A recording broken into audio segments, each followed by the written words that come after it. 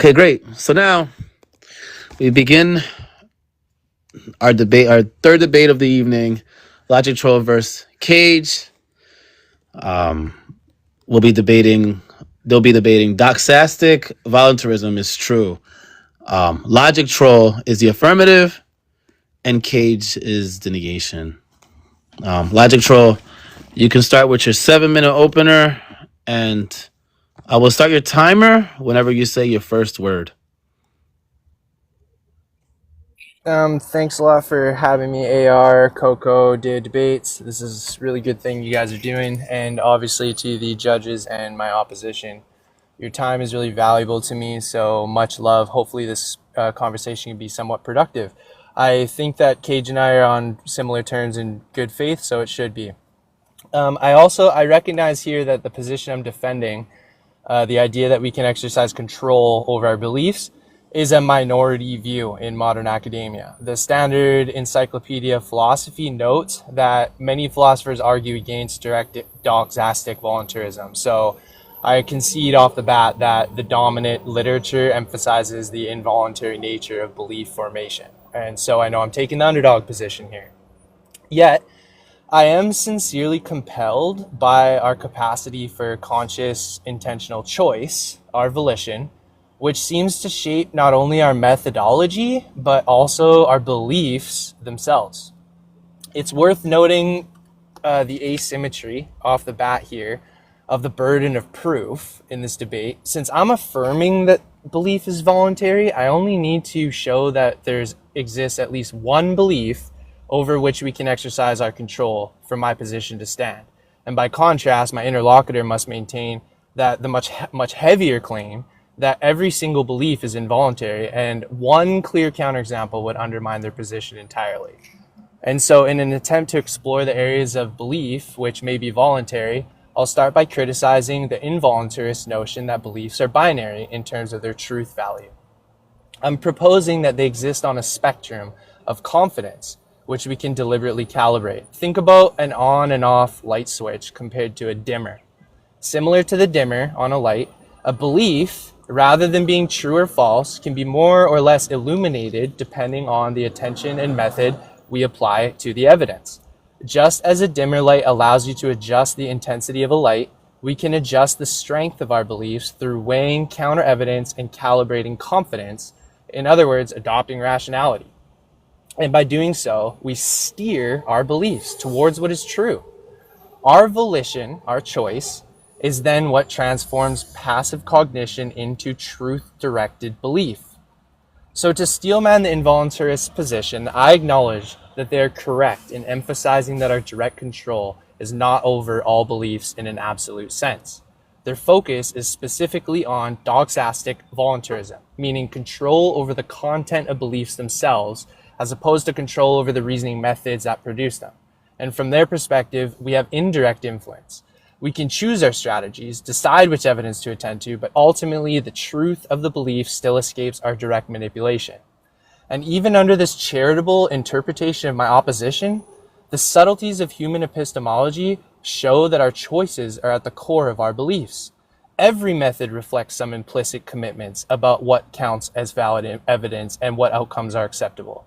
In other words, method selection is belief-laden and is itself a direct act of choice which shapes the landscape of beliefs.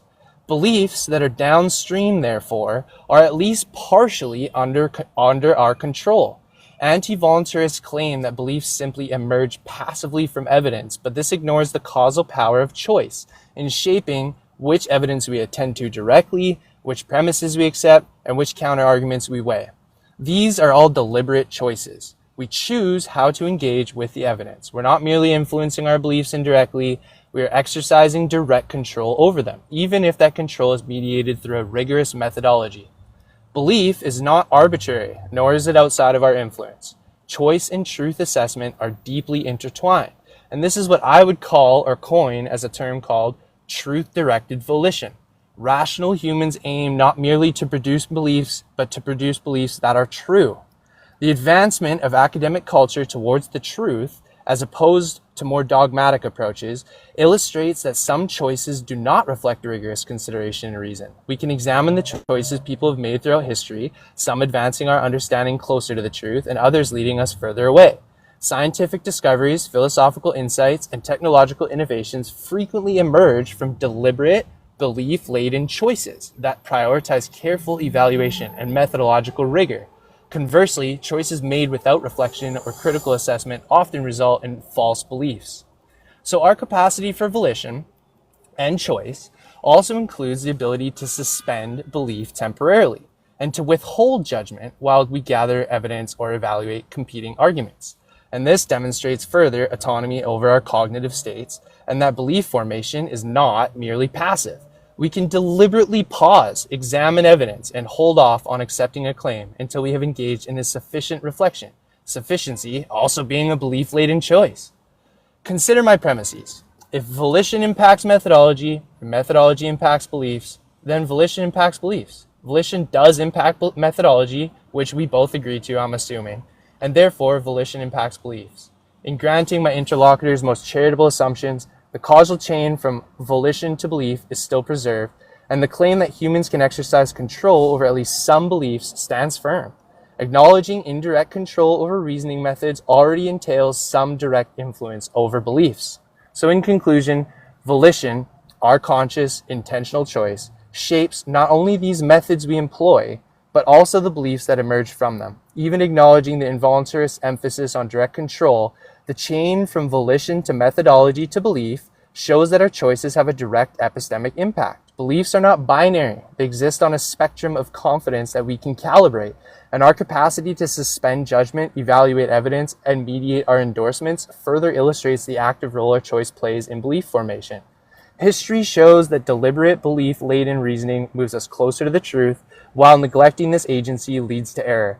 Ultimately, to deny the role of volition in belief formation is to deny rational agency itself, and by embracing the reality of truth-directed volition, we affirm not only our capacity for reasoned thought, but also our epistemic responsibilities in the ongoing pursuit of knowledge.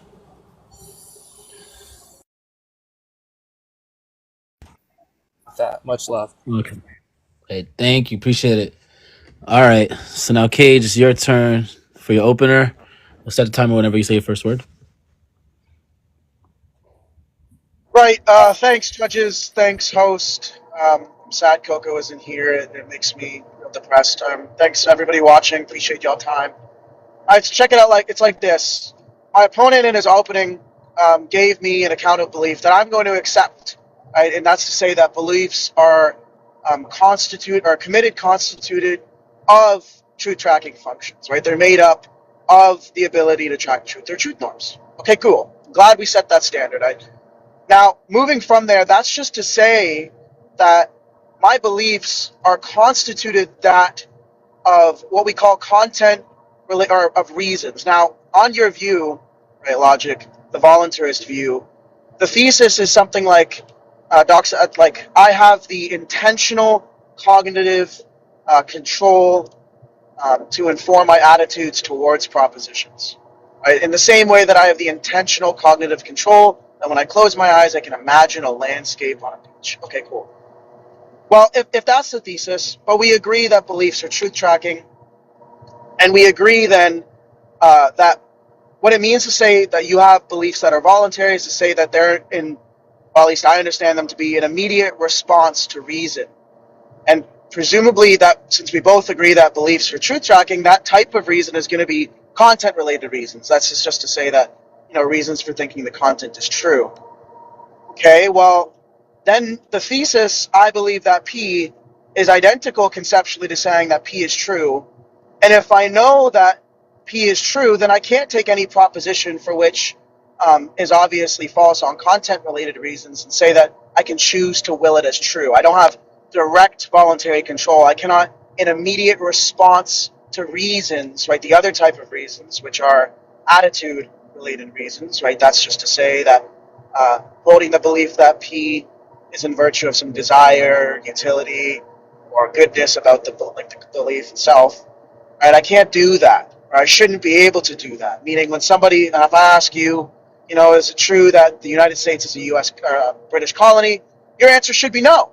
But if voluntarism were true, that is to say that my belief can be in response to reasons, then it seems like we'd be able to say yes on the account of attitude-related reasons. But even still, if I offered you $500 billion, you wouldn't be able to tell me that you genuinely believe the U.S. is a British colony. Now, on that account, I agree with my interlocutor that beliefs are on a scale. Okay, I don't care the degree of confidence to which your attitude is towards a proposition, simply that one exists. So what my interlocutor kind of greased over there is that on that account, it seems as if an open concession that if a belief is that like conceptually made up of content-related reasons, where reasons for believing that P is true, my attitudes or attitude-related reasons have nothing to do with that. Right? So I'm not sure what it is that you're arguing outside of that. You mentioned in the view, and my interlocutor mentioned indirect and direct voluntarism, and outright stated he's going to defend direct voluntarism, which is to say that he has direct A to B voluntary intentional control, and then gave examples of indirect control through methodologies. Okay, well, I suppose we'll end it there and we'll get into cross. You concede your time? Yeah. Okay. All right. Time for the Okay. first round of cross. You So- tell me when the timer is ready. Yep. I'm ready whenever you are. You go ahead and say your first word. And Okay, so I appreciate everything you said there in the opening.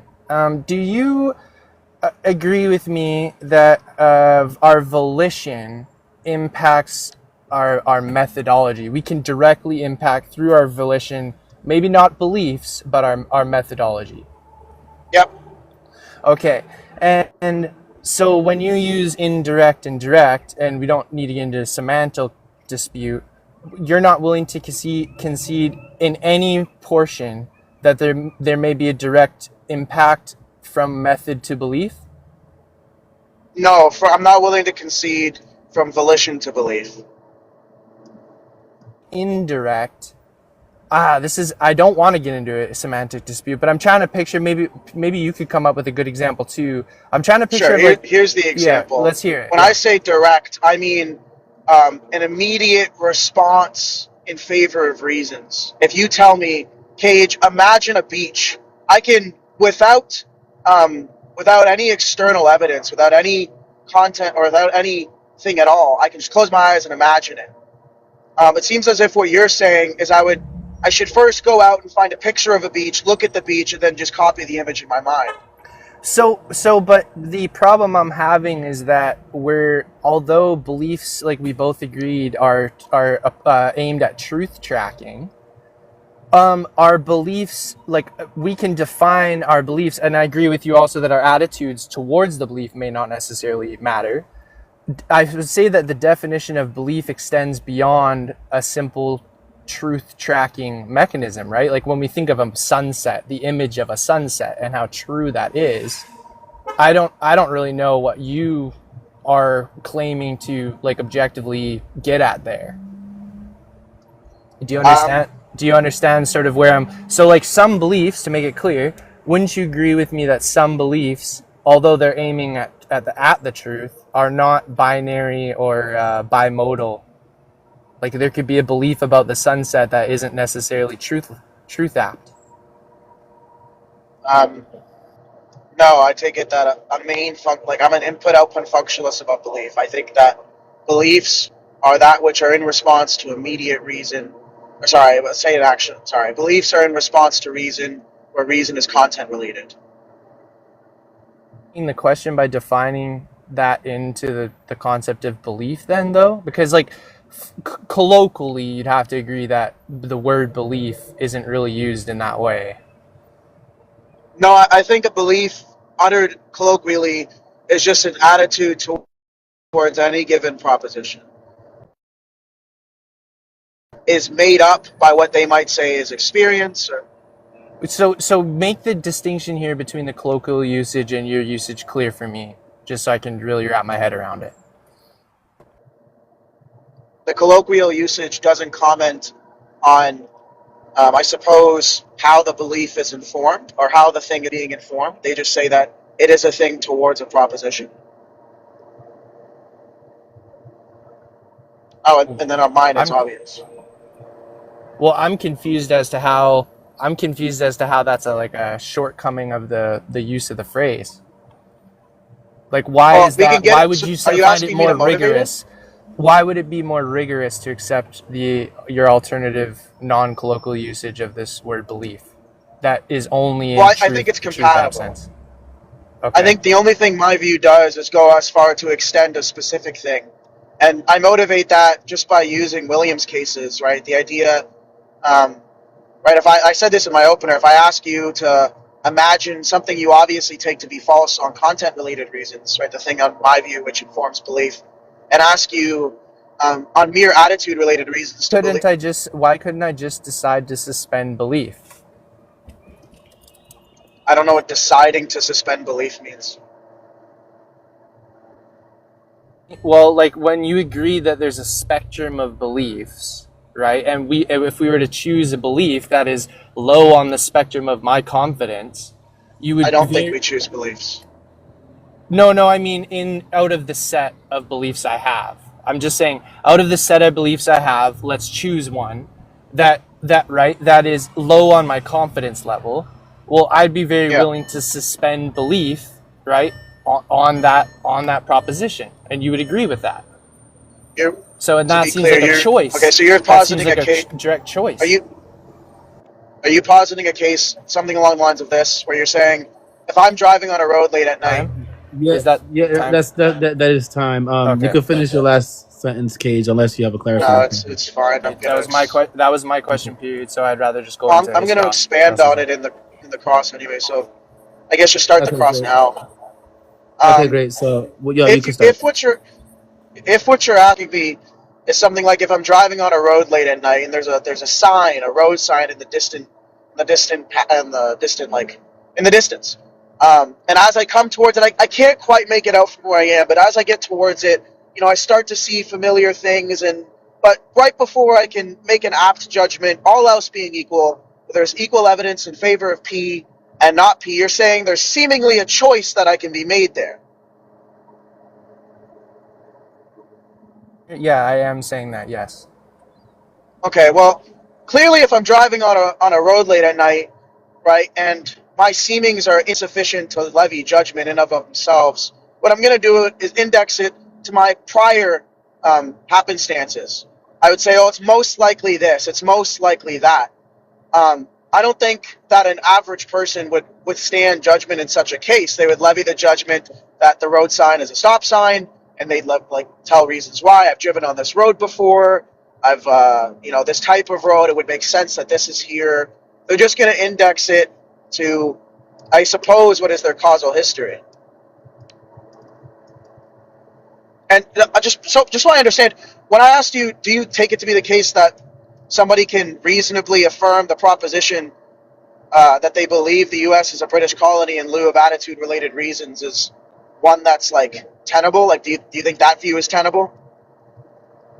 With you on that right, that no, I don't think someone could out of a whim change their belief towards something like that fact. In virtue of attitude-related reasons, though, right? If I offered the person, your dead mom can come back to life if you choose to genuinely believe that. Do you think they could? So isn't that good reason to say that attitude-related reasons are not the type of thing that informs belief? Is on the belief, right? When you agreed that there might be a spectrum of confidence in beliefs, my confidence towards that fact is very high. But if you put my mom's life on the line for something else, right, then I would be willing to concede my belief. I'm asking. I'm not asking about something. I'm saying on the concept of belief, is it even the type of thing which can constitutively include attitude-related reasons? Yes, because I would say that's where I'm confused by your notion that you could choose a methodology, because aren't methodologies belief laden? Like, what difference does No. it make between, how so? So I guess parse that out. Like, how would it make a difference between a methodology when belief methods by themselves are belief laden, and then Well, you're I take saying, it that I okay, have. I take it that I have a prior seeming, right, a prior belief, and my methodology might be apt at, um, I suppose, aiming towards creating a more content for that belief, right? Reasons to think that the belief is true, right? And maybe my prior, like when I have this prior belief, that's informed from, epistemic reasons or like some type of history that I have relating to me. But on your view, how I view it is like if you walk up to a room and you say, I believe that this dark room in front of me is light. And then you quickly run, turn on the light, go back to where you stood and say, I believe the room is light. That's what I like interpret you saying from your methodology, where you say, oh, I believe this room is light, when it is the case that the room is dark. And you say that belief is informed by attitude related reasons. And then you quickly run over to the light switch, flick it on, and then say, I believe the room is light. Now it's actually being informed given the relevant content related reasons. respond to that? Yeah, I'm asking if that's like analogous to your methodology. Not quite, because the analogy I was using of the dimmer was trying to make a statement about how I view beliefs. When you say that beliefs are this binary or bimodal thing that can be only truth apt, I'm suggesting that although they're bimodal, right, that they're on a spectrum like similar to a dimmer, there's not really an on-off switch when it comes to our beliefs. Like, you're kind of assuming that our beliefs have this on-off switch inside of us, where I view it way more like a dimmer, No, as in I'm like, not. mhm. I'm saying I'm granting your dimmer switch, right? I'm saying there's kind of three types of. You can have like a credence of belief, but all I'm interested in is whether or not that attitude exists, irrespective of the confidence level. I don't see why introducing this confidence level does anything to dissuade how the mere belief, whether the belief in and of itself exists such that it can be confident or not confident at all. All right, that's time. All right, we're on to the second round. Logic Troll, we'll start whenever you say your first word. I'm tempted to respond where you were going there with your line of questioning, but I think I might go back to mine, even though I really appreciate the good faith and how linear this discussion has been. So I hope you take that in, and maybe we'll reconnect at some point here. But I guess my main concern that I really want to drill home is that we are on the same page when it comes to making choices in terms of method. You and I both agree that when it comes to what method we choose, whether it be deduction, induction, skepticism, or maybe instinct, these are all laden with choices. And so when I hear you try to distinguish the difference between a method and a belief, even though you admit that like these are right strategies for belief, I'm not seeing how we can distinguish those out entirely in terms of our control, our volition. It seems like if we can make control over our method, we could at least in some way directly impact our beliefs. Maybe not entirely, right? And maybe not for certain beliefs. So I'm conceding that maybe like certain beliefs are so ingrained in people that they have no control over them, or that the evidence is so undeniable that there's no way to doubt it. Right, but nonetheless, our brains are full of multiple different categories of beliefs, and although we again agree that they're like they're aiming at truth in some way or another. Our belief has to connect reality to what we're thinking about. I'm not seeing the disconnection between our choice there, because at every front, both the methodological approach to evidence and how we're considering our own reflections on the facts of the matter seem to be choice laden. And again, some people make those choices better than others, and we can differentiate between those. So that seems to be more evidence of this like choice laden belief system. So I guess my question to you would be, what method do you see yourself employing that later down the road you lose control of like your beliefs? That's just trivial. Any Oh, I'm lagging.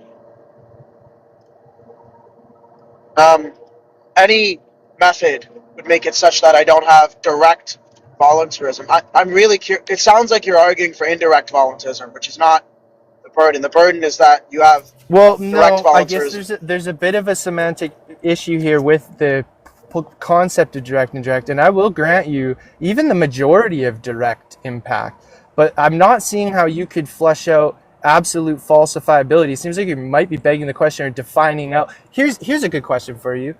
Are you saying what modality are you saying that our choices can't be part of our beliefs? Is it like a logical modality? You're saying this is logically impossible, or like what modality are you suggest? Is it just a basic contradiction? What's the issue?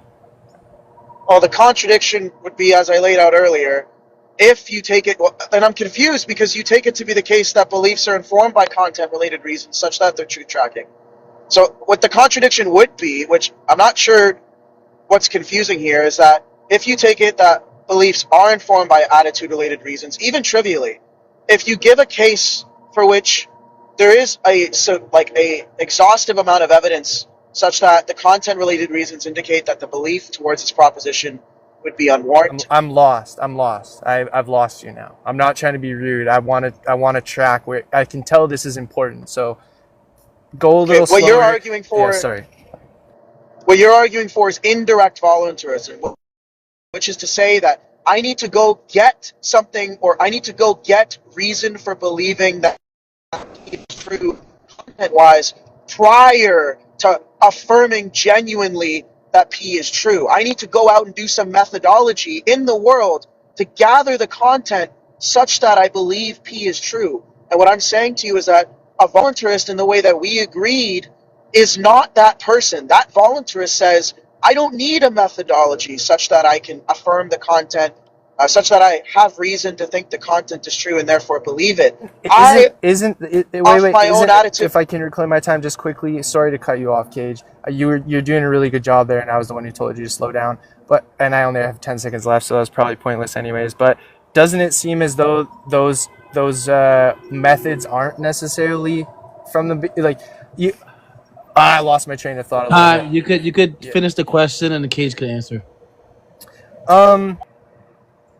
I lost my train of thought a little bit there, so I'll let Kayj go into his cross exam. Sorry, Okay, boys. great.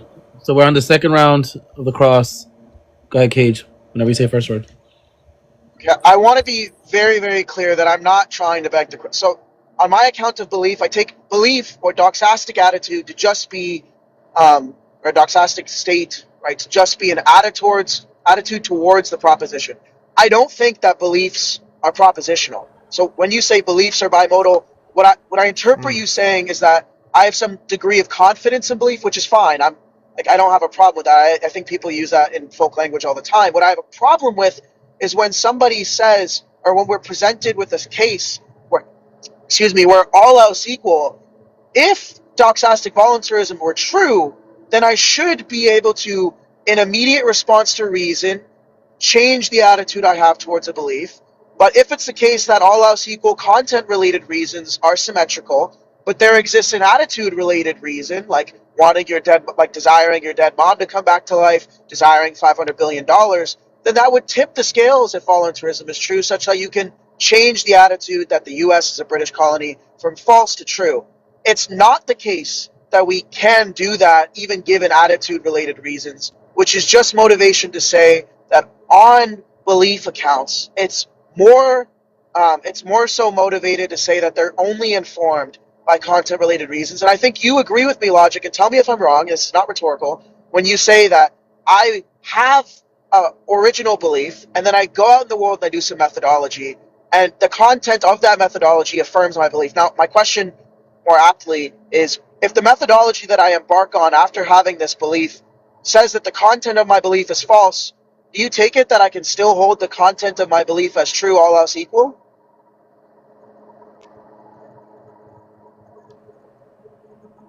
Then that would be good reason to say that direct voluntarism is false, because if it were true, then I should have attitude-related reasons, and I can change or if they inform my belief, even trivially, like even by like 0.00001, it should be able to change my belief. Well, but I'm hesitant to respond. Is there a question there? Do you want me to just kind of freely respond? Well, I'm just asking. I'm more so. I guess this is what I'm at. I'm asking, how does me having a belief and then embarking on a methodology such that to gather the content of my belief, such that I have reason to believe the content of my belief is true, and therefore reifying the belief, how does it follow from that direct voluntarism or direct doxastic voluntarism is true? That seems like good reason to think that involuntarism is true.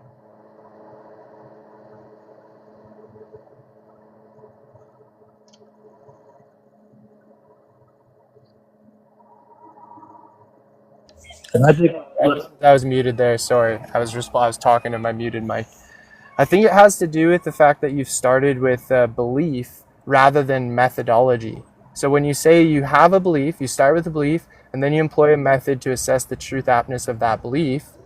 Well, we're looking at it a little backwards there, because I'm suggesting that first you start with a methodology. You could, for instance, like a Cartesian method, right, would doubt and be skeptical of all propositions. And so you just start from square zero, which would be no beliefs, right? Do you hear? Yeah, tabula rasa theories are compatible with my view, and actually, they might support my view further. They probably do. Like I already agreed. Like I already said in my opener, I know that in the literature, my view is the underdog one for sure. So I'm contending with my own intuitions here, and that's why I do appreciate you taking the time to kind of work through this with me. But yeah, again, like.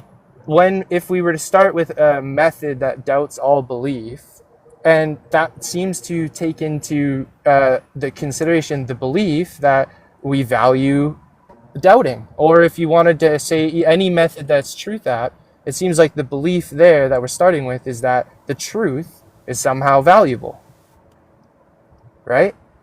So when we're using the method, my point here is like while you're using the method to assess beliefs, you're using confirmation bias to confirm the original belief, which is the method. But you just want to define out, and this is how you're kind of begging the question, you just want to define out methodologies as not belief laden.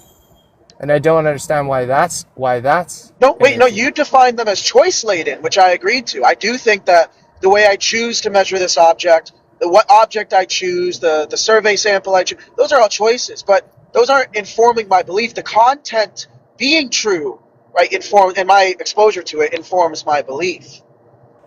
That is time. So okay. This is the last round, right? So we're on. Yep, yeah, exactly. We're on the last round, and 5 minutes to you. 5-minute rounds. I thought they were 3 the whole time. No wonder I know, right? Dragging on. Fucking. All right, man. God. Yeah. So we'll start the timer whenever you say your first word. Okay, I didn't just define a method as choice laden. I defined it as belief laden. So do you agree that methodology, our choice in methodology is a belief laden choice, right? I'm not entirely sure what you mean. Like a belief-laden choice? Okay. Yeah, when we assess, before we have any beliefs, right? Let's say we're in a cell and we've employed the Cartesian method of skepticism right to the root bottom, and we are in basically existential crisis. We're so skeptical of everything, we don't know what to believe at all. And now we consider at rock bottom what the best methods for constructing our new beliefs are. So we could go through skepticism, right? We could go through a deductive method and an inductive method. And so which one we choose, or we could just go by our instincts. That's less of a choice, I'd say. We're not really making the choice there, right? If we just instinctually react. But if we sit back and go through the methods, it seems as though which one we choose is going to be based on a belief. Like a belief in the truth or something. A belief in the value of the choices, truth. If you're asking me our choices are informed by our beliefs, yeah, but I don't think Like, I don't think I choose to inform my beliefs. I think beliefs inform our choices. Okay, I would probably push back on that too, but I want to stick on this Like, I think a methodological religious... issue. Just hold on for a second. I want to stick on the Yeah, go ahead. methodological issue. I just want to make sure that when we say method and what method we choose, you concede that there's some sort of bias there, right, in which method we choose. If you want to call it a belief, we don't have to, but you at least bias, right? There's a bias in the methodology we choose. Yeah, I think my beliefs will inform my behavior. Yeah, I agree with that.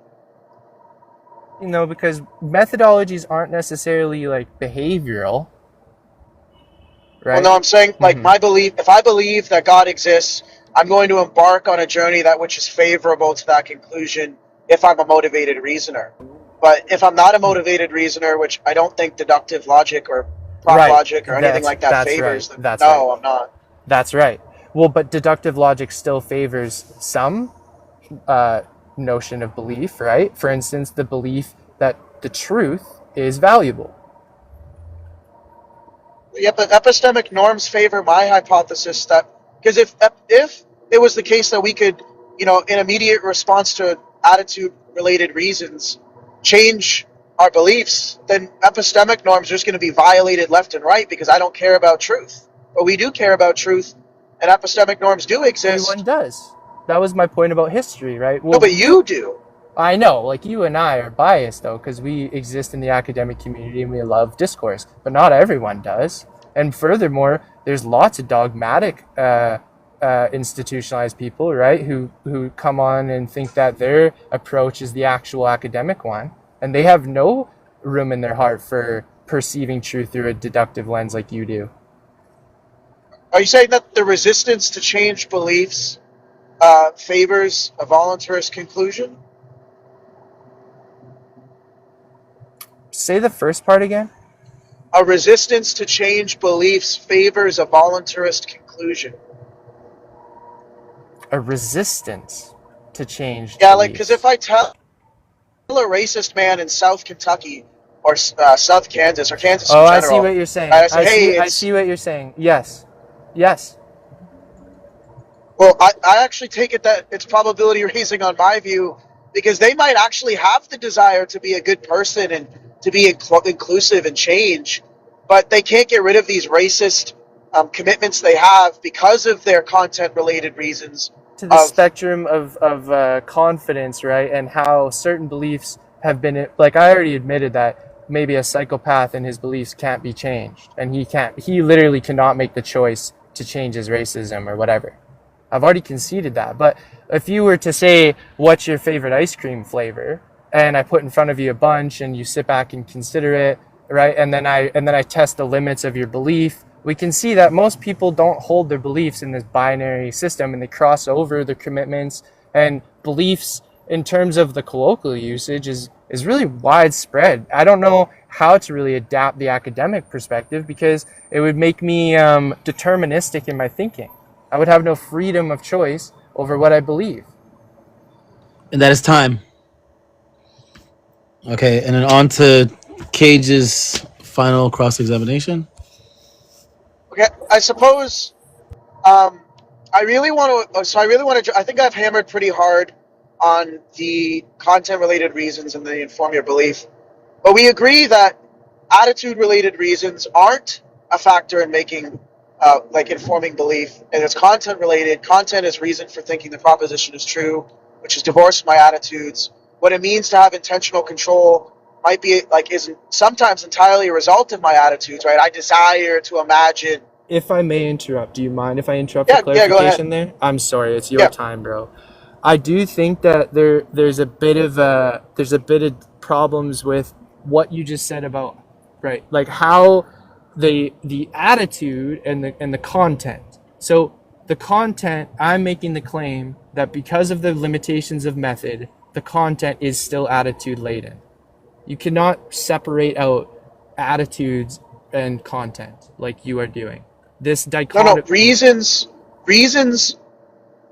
beliefs constitutively, like the thing that make up the statement, I believe that P, is content-related reasons for thinking that P is true. And what you're trying to say is that in Oh, addition, go ahead.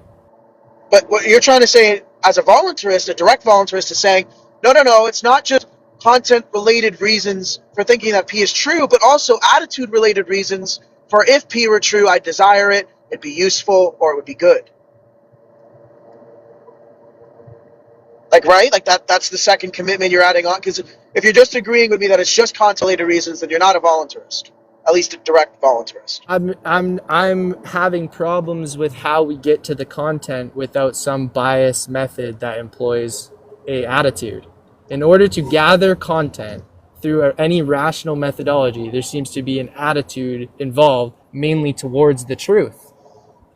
Yeah, but I can agree to that, but you've already conceded that if the results or the conclusions of my labor result in P, reasons for thinking that P is false, then I should, right, I'd be committed that I should update my belief that P is false. A voluntarist would say, no, even still, if the content-related reasons indicate that P is false, you still have attitude-related reasons for thinking that P is true, such that you need not be obligated to thinking that P is false. But anyway, this is all I we already wouldn't hammered really concede hard on quite to this. that. I wouldn't We concede quite already to that. hammered really Yeah, hard on okay. this.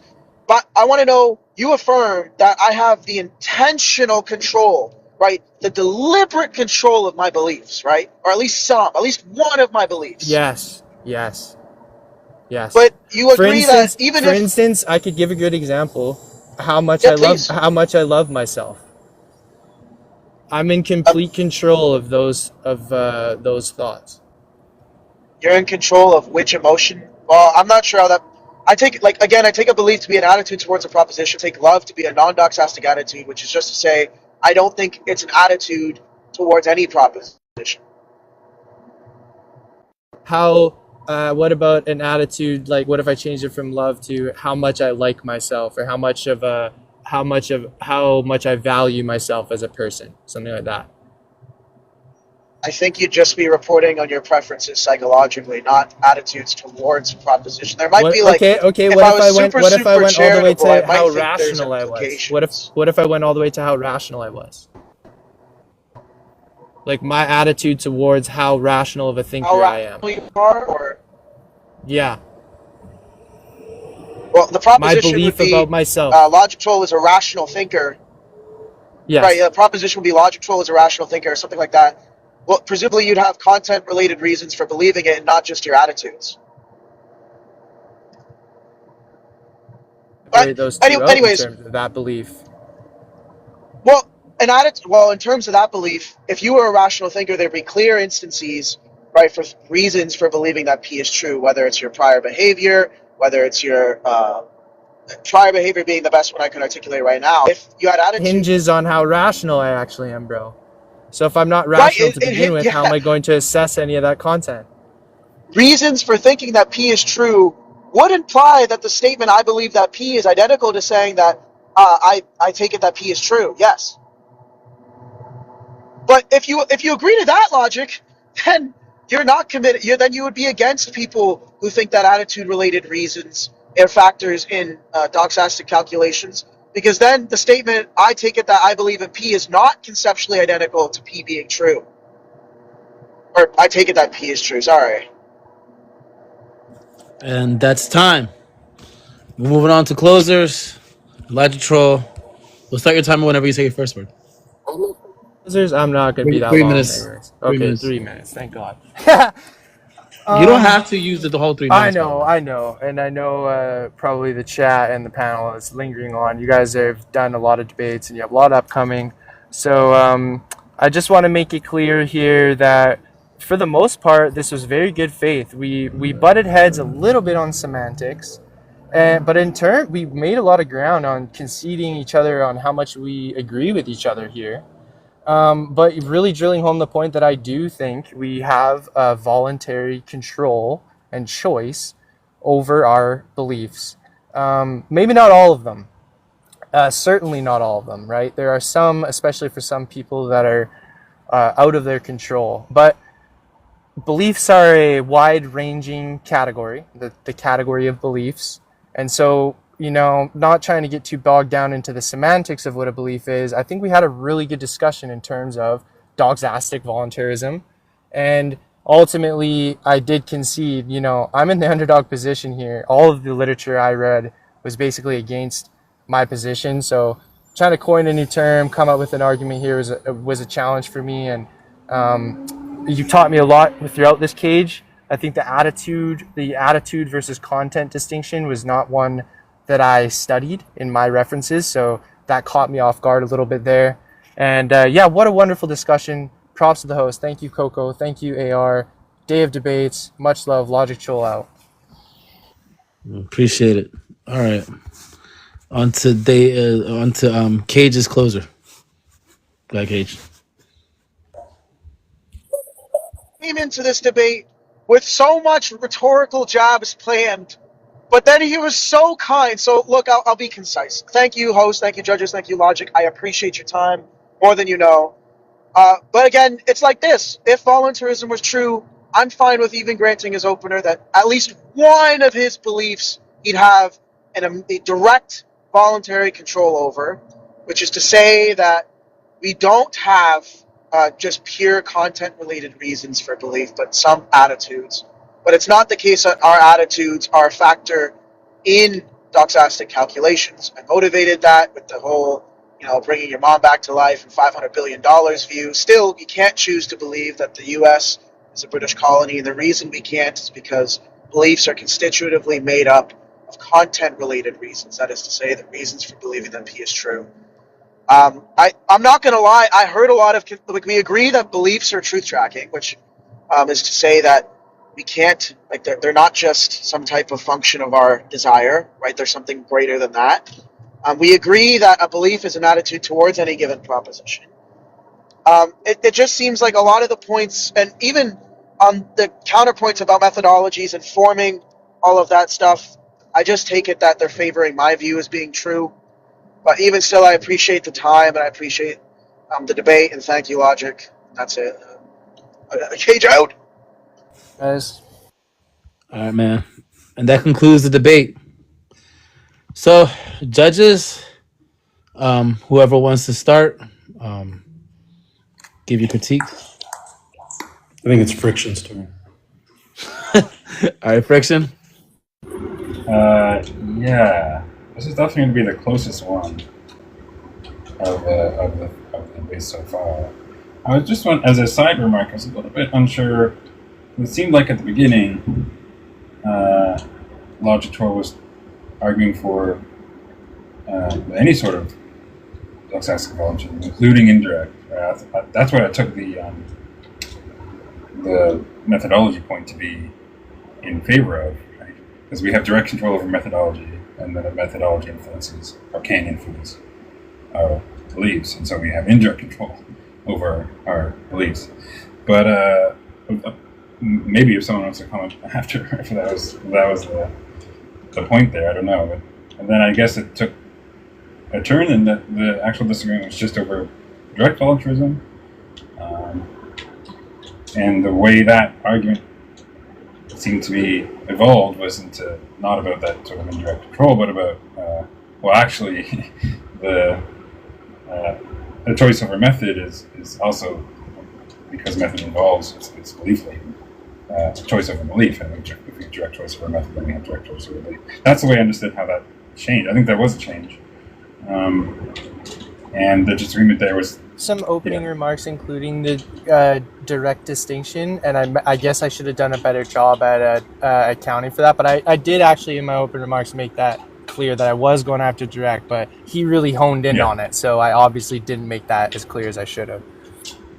Right, good. And then fine. And then the disagreement there was really, although it seemed to get a little bit lost at times, took it to dispute is that whether methods that we might directly choose are belief laden in that way.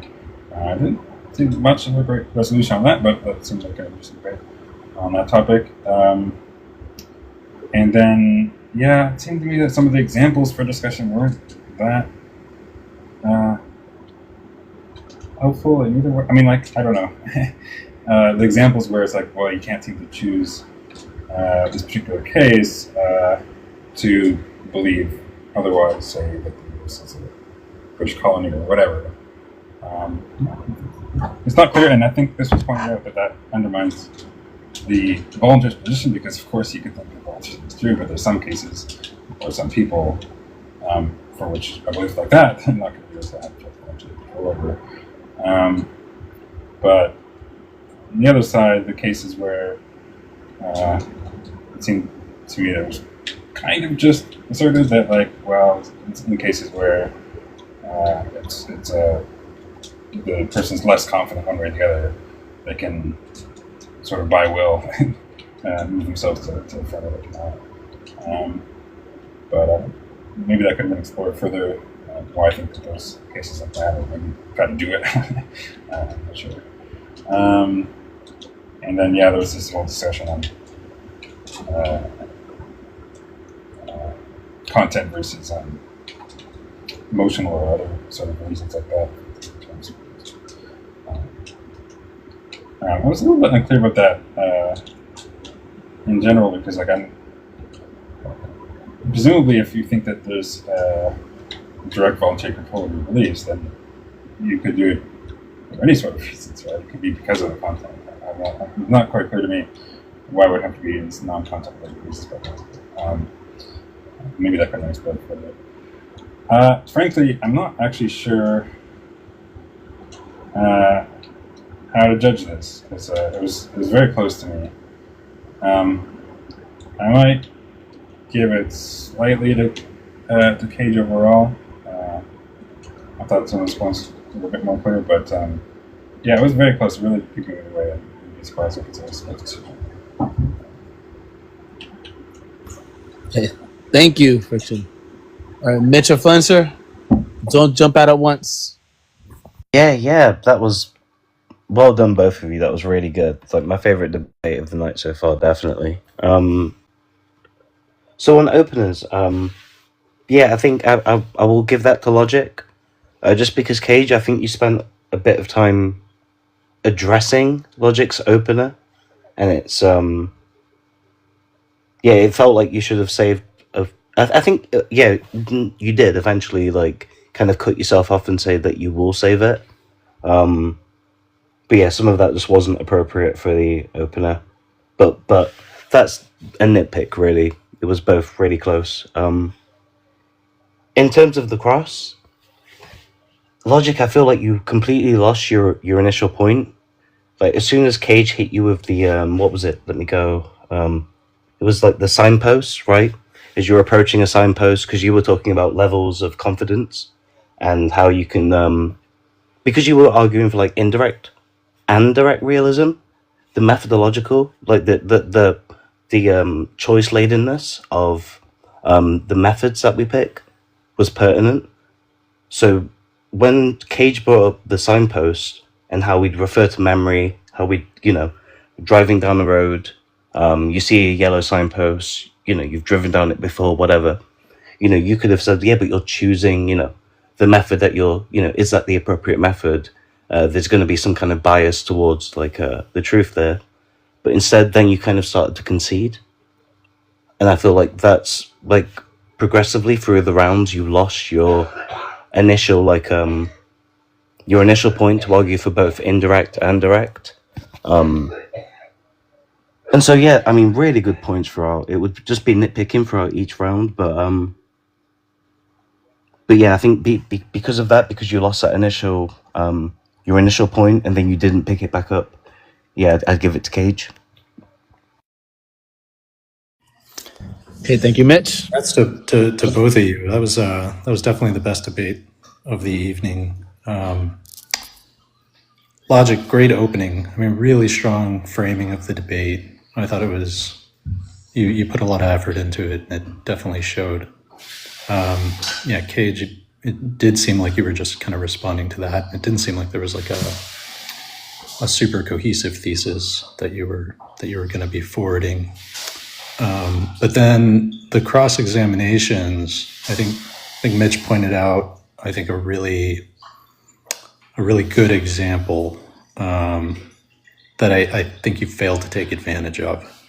I thought that was probably your strongest rhetorical point, when you asked him, well, we can just choose to suspend belief if our confidence is low.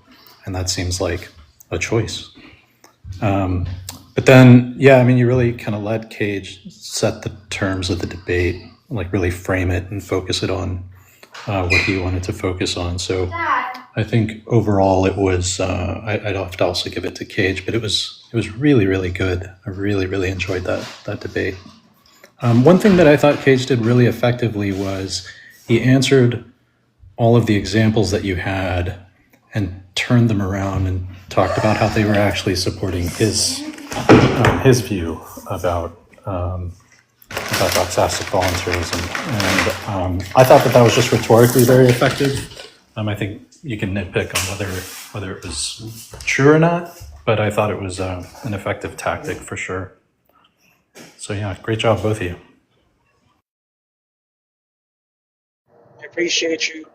Thank you guys so much. The honest feedback is I take it so to heart, not in a bad way. Like, thank you so much. So fun. What a way to spend an evening. Kayj, you're a legend. AR, Coco. Don't leave yet. Don't leave yet. We have questions up. That was really fun. And we're gonna bring the polls up too. Herbal, please put the poll up for us, please. Pull me back. Bring me back. And, don't listen to the judges, man. The judges don't know shit. I take back everything I said. Vote for me. I definitely gave you points for how nice you were, so I'll take those back too. It wasn't. Dude, it was so fucking hard. I had so many rhetorical. Look at my opening, because my entire opening was the first half was substantive retorts, and then the last half, I literally have written here, call his position dumb fuckery. I just didn't want to do that. You should have. Well, it was productive because of it. I learned a lot. Unbeknownst to me, I'm actually pretty passionate about this topic. I haven't really looked into the literature as much as I did for this debate, but apparently I'm pretty invested in this position, even though, it is the underdog position. So to be, and you'll be fine. I was really hoping you weren't reading. There was this one paper on Phil Papers I found, and he basically goes over all of the involuntarist objectives, sufficient retorts to them, and I'm like, if he finds this, I'm fucked. So it's there's no way. definitely didn't find that. I gotta find that paper. It's Kayj's kryptonite. 2002 paper? Bonjour. Kayj is red barring. No, it was by. Okay. How old is it? Oh, fuck, I am. How old is it? That's what you get. Oh, it was new. Damn. All right, Jeff, you have any questions? A question this time. I'll lead with a little bit. This is definitely not my area of study. I don't even know the technical definition of doxastic voluntarism, but as I understood based on the debate, we're simply talking about whether or not you choose to believe what you believe. Yep. Is that accurate? Yep. So I would argue that we choose everything that we believe. And certainly, so logic, I'm actually devastated that all three judges went for Kayj. And Kayj, I mean no disrespect to you, but I didn't understand a single word you said the entire debate. It may be my fault because I don't study philosophy or whatever it is we're talking about, but I didn't understand anything that you said. And I entered this debate with it. So let me go ahead and ask my question. So my question really to Kayj is, who or what forced you to believe that Santa Claus is just a children's story? That's not true. Who or what forced you to believe whatever it is you believe about Santa Claus? I'm assuming you don't believe he's true. All the relevant content that suggests the proposition Santa Claus exists is false. So that, to me, you just admitted that you chose, based on the evidence, to not believe in Santa Claus.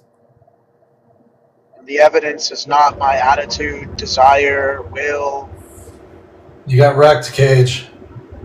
No, but so being convinced on the basis of evidence, that's not obviously itself enough to be like choosing the belief, right?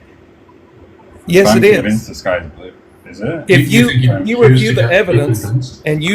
and you determine based on your logical, rational evaluation of the evidence that you believe it's more likely than not that Santa Claus is just a fictional story, then you chose to interpret the data the way that you did.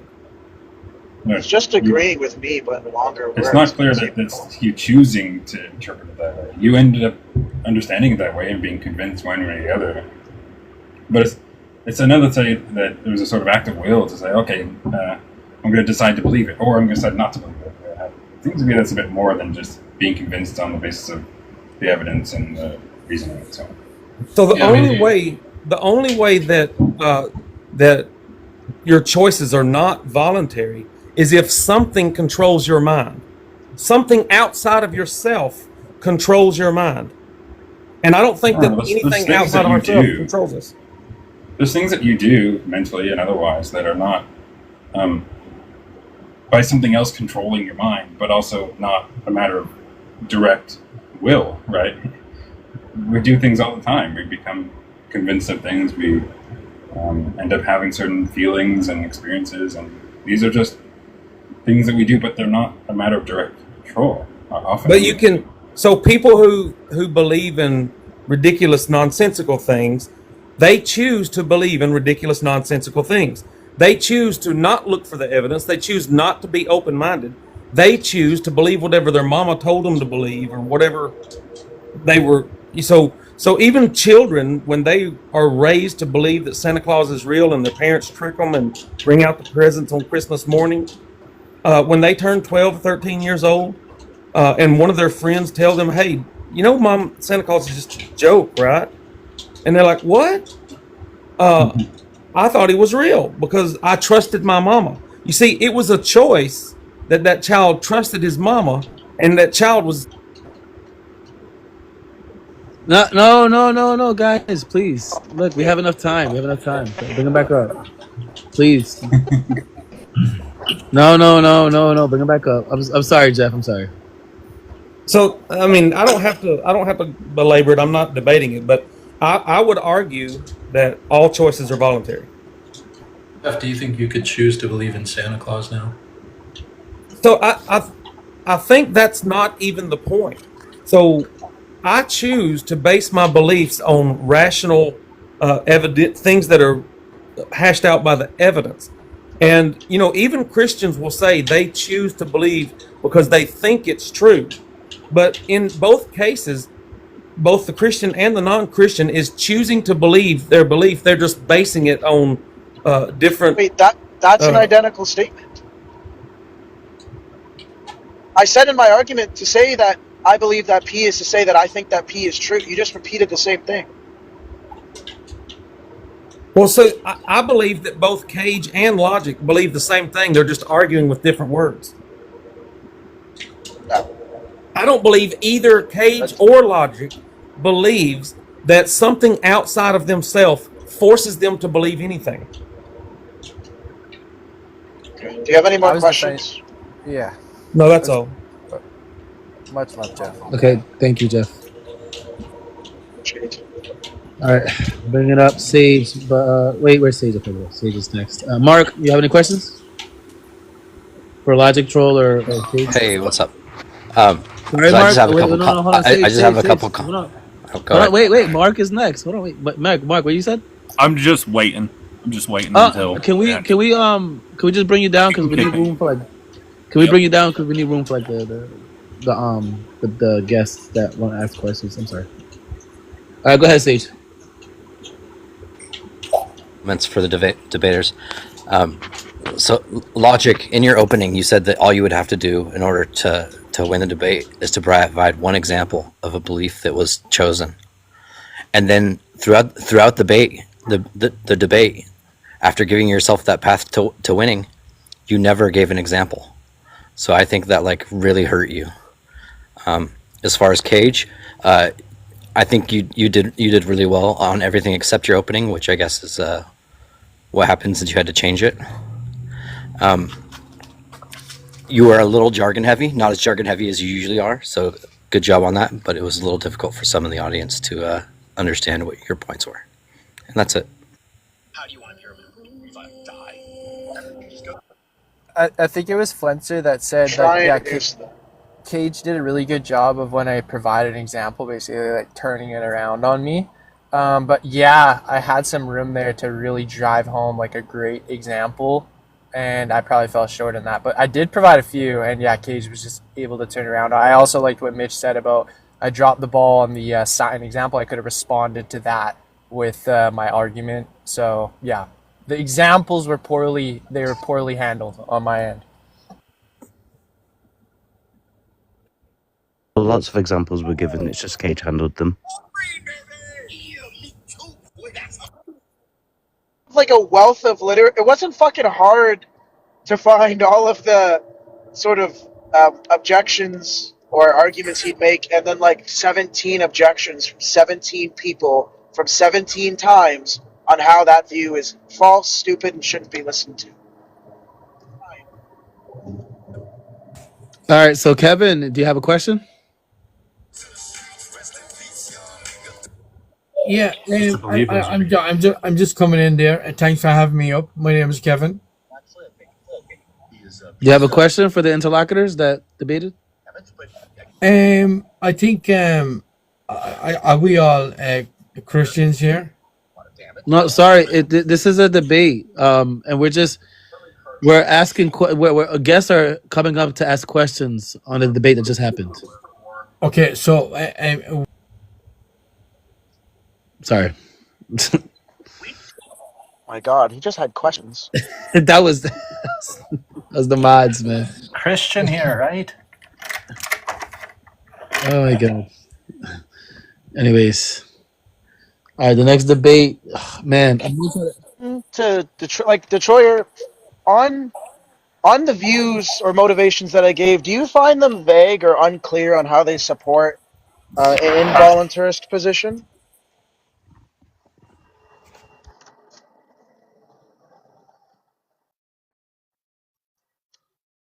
Is he awake? Friction or Kayj? Kayj asking a question. He just died. Right. Hello? I don't know. Mikri. Speak were you here fucking for the English, debate? dumbass. What you saying? Like, speak fucking English. All right. Thank you for coming up.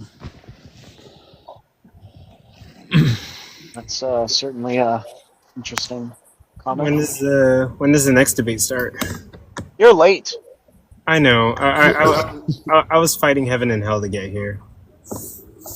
Wait, did Jesus whip his nutsack out? Like, what the fuck do you mean fighting heaven and hell? I had to deal with like families.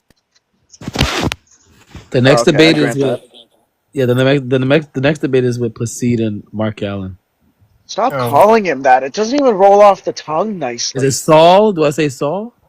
Well, yeah, at least Saul is like a name. When I say Placide, I think of placid dick. Like, just Jesus Christ. That's wild, bro. Because I don't even. You think you're placid, not placid, but Yeah, see, that's the fucking thing. Jeez, no, he prefers placid, I think. So. All right, fuck it. Well, thanks, guys. Appreciate it. What's up? If later in the tournament you end up going against Divinity, can you promise me to do a topic on like capitalism or economics or something? The reason I didn't debate you on economics is because I didn't think I had a wealth of knowledge such that I could debate it. Like, you might be cornered into that position as the rounds go on, though. Honestly, fucking sick because I have Marxist intuitions, but I'm like, I don't know enough about it. I have a question for you, Kayj. Anyways, So, can you drop me for the algorithm, AR? Say what again? Basically, Kayj. What was that? All right, what were you saying, Coco? Oh, it connected to my Ferrari. Oh, no, I didn't say anything. I was just wondering what time to start. You were breaking up. You're breaking up. What time does the next debate start? Oh, yeah. 10:30. 10:30. In a half hour. You were in my That's Lamborghini. I'm trying to see if he wants to go now. Let me see if he wants to, because I know that Mark is here. I'm gonna see. Half an hour. Yeah, I'm gonna see. I'm gonna see if he comes earlier. 1 second. Let Where me did see the if I fucking can. time come from? You planned this to a T. I did plan it to a T, but the thing is, you guys actually started earlier. Do you believe